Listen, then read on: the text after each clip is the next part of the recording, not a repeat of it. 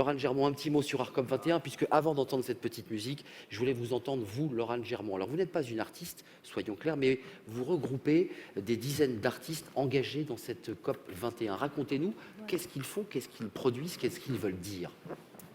Alors, en fait, c'est vrai que l'Arcom 21 et l'association Coal que nous avons créée, qui porte ce projet, est part de cette conviction qu'en fait les artistes aujourd'hui, la création en général, a un rôle à jouer pour accompagner l'émergence de nouvelles cultures de l'écologie et de la nature, et que finalement on ne changera pas nos façons de faire et de penser sans imaginer des nouveaux récits, des nouveaux modèles, des nouvelles représentations, et que la création doit être replacée au centre pour plus d'inventivité et d'innovation.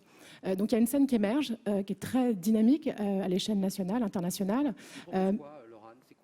Installations, ce sont des voilà, alors il y a peintures. vraiment plein de voilà, c'est très diversifié, des photographies, effectivement, des installations.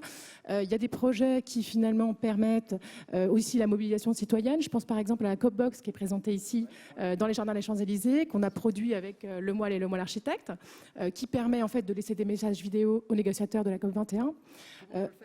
Tout le monde peut le faire. Je vous invite à y aller à la fin de cette conférence et d'envoyer vos messages, de proposer vos idées pour le climat. Il y a également des projets qui créent des communautés. Je pense par exemple à Olivier Darnay, qui lui aussi propose ses solutions, puisqu'il va créer avec la République forestière un projet de reforestation urbaine en Seine-Saint-Denis. Donc là, c'est vraiment un projet très concret. D'autres qui créent des communautés virtuelles. Par exemple, je pense à Lucie et Roré Horta, qui, avec leur projet Antarctica, qui sera présenté avec nous au Grand Palais, permet vraiment là aussi de mobiliser autour de cette idée du bien commun. On va lancer également un agenda.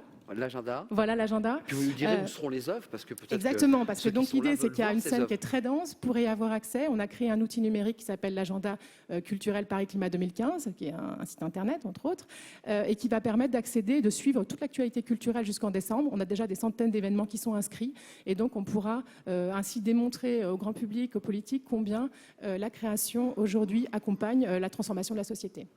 Merci Laurent Germont. Une dernière question, toute dernière. Où seront les œuvres? Elles seront quoi? Au cœur du Bourget? On pourra les voir lorsqu'on s'en sera au Bourget? Alors il y en a un peu partout, beaucoup dans l'espace public, notamment dans les gares, dans les grands musées aussi parisiens, et puis sur les territoires, dans des multitudes de lieux à l'échelle extrêmement locale, comme dans les plus grandes institutions.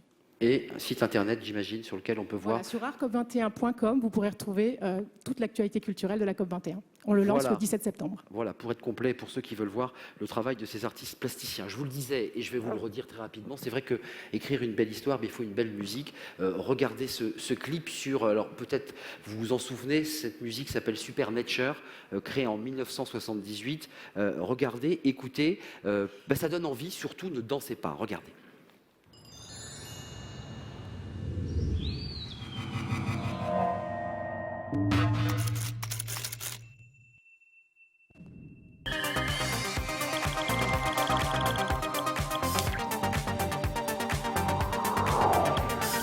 Once upon a time, science opened up the door.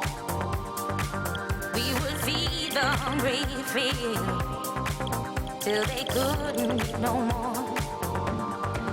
But the potions that we made touched the creatures down below, and they grew up in a way that we've never seen before. Supernature.